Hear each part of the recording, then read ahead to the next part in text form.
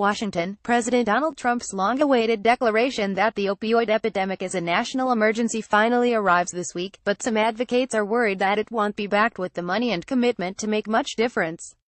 The Committee on Energy and Commerce is expected to give an update on efforts to combat the opioid crisis at 10 a.m. ET. You can watch live in the player above. President's Commission on Combating Drug Addiction and the Opioid Crisis. Trump is expected to make the formal declaration and deliver a major speech on the topic Thursday, more than 2 months after he first announced that would be his plan. There is concern the White House actions will be empty talk without a long-term commitment to paying for more addiction treatment. An emergency declaration would lack punch without money, said Andrew Kessler, who represents substance abuse treatment providers as a lobbyist in Washington. If there is no new money to expand our treatment infrastructure, I don't know what the punch is going to be, Kessler said. He acknowledged that declaring a national emergency would put it in a national spotlight. Create buzz, create talk. But with news coverage of the opioid crisis already saturating front pages and newscasts, he said, I don't know how much more buzz we can generate. Some health advocates also are concerned that devoting more public health resources to opioids could pull attention and resources from other health problems such as cancer, diabetes and heart disease. What's needed, they say, are new funding streams and a willingness to work hand-in-hand with states and local governments.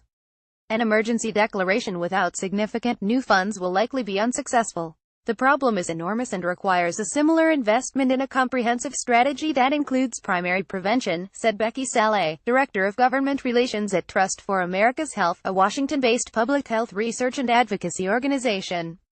The idea of declaring a national emergency was first raised in an interim report prepared by an opioid commission chaired by New Jersey Gov.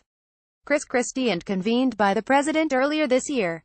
The first and most urgent recommendation of this commission is direct and completely within your control.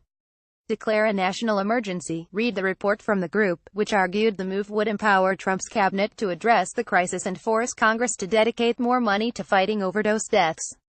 Trump said back in August he planned to adopt the recommendation, and claimed his team was working on documents to formalize the declaration. But his words spurred immediate pushback from some inside his administration who argued it wasn't the best move. Emergency declarations are typically reserved for natural disaster like hurricanes, infectious diseases like swine flu and bioterrorist threats like anthrax, and Trump's now departed Health and Human Services Secretary Tom Price argued publicly that the administration could deploy the needed resources without a formal declaration. As the weeks have passed, Christie appeared to grow impatient, telling an audience in New Jersey earlier this month that it wasn't good that it hasn't been done yet. All I know is, 2 months is 2 months and I would have loved to have had the time to have worked on it in that respect, Christie said. But you know, they're telling me they've got legal issues and hurdles to get over that they haven't gotten over yet. I take them at their word. But if you're asking me, would I have preferred him to sign it August 1st, yeah? He said the problem was too big to say the delay had made a significant difference. But I would also say you can't get those 2 months back. The Office of National Drug Control Policy defended the administration's handling of the matter, saying Trump's policy advisors, along with relevant government agencies, have been working tirelessly since the beginning to respond to the opioid crisis. With an estimated 142 Americans dying every day from drug overdoses, more than 10,000 people have died in the weeks since the president first committed to the plan. At a commission meeting last week, no overt reference was made to the president's promise, but members stressed the need to act. We ought to be treating this like a FEMA response and getting the necessary medication, said former Rep. Patrick Kennedy, who argued that, if the drug crisis were Ebola, we'd waive all the rules and we'd say get it done and start saving lives. I mean, that's what we need. That's what we've been saying, Christie responded. The New Jersey governor later compared the response to the AIDS epidemic. I still have not seen the passion for this epidemic that I saw in the AIDS epidemic, Christie said.